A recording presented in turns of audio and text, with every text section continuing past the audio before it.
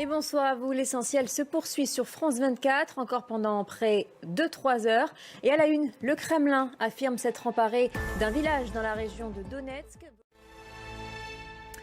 On commence donc avec cette image, un drapeau russe qui flotte dans ce village de la région de Donetsk.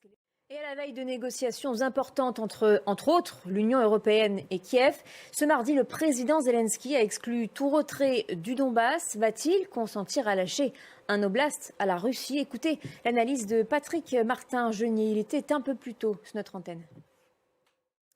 On passe d'une guerre à une autre, celle entre Israël et la bande de Gaza, une guerre qui fait réagir les Palestiniens de Cisjordanie.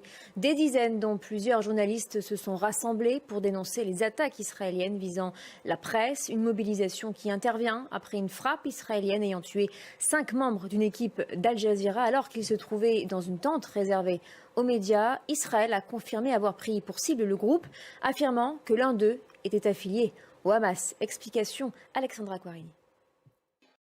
C'est un nouveau coup de théâtre dans les relations sino-américaines. La date butoir de la trêve commerciale entre les deux pays devait prendre fin ce mardi, mais c'est sans compter sur l'imprévisible président américain.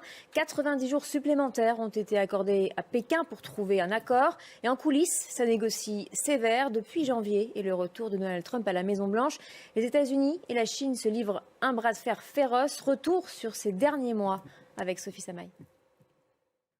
Il avait été la cible d'un attentat le 7 juin dernier. Miguel Uribe a succombé à ses blessures hier lundi. En France, 164 migrants ont été secourus hier lundi au large des côtes du Pas-de-Calais. C'est ce qu'a fait savoir la préfecture maritime de la Manche et de la mer du Nord. La Manche est une des zones les plus fréquentées au monde. Plus de 600 navires de commerce y transitent tous les jours. Les conditions météorologiques y sont souvent difficiles. Cette traversée périlleuse vers l'Angleterre a déjà coûté la vie à 18 personnes en 2025, selon le dernier décompte du ministère de l'Intérieur français. Et à Paris, quelques 200 personnes qui dormaient depuis une semaine sur le parvis de l'hôtel de ville ont été évacuées ce mardi. Un signe de protestation contre le manque d'hébergement d'urgence dans la capitale. Jules Boiteau.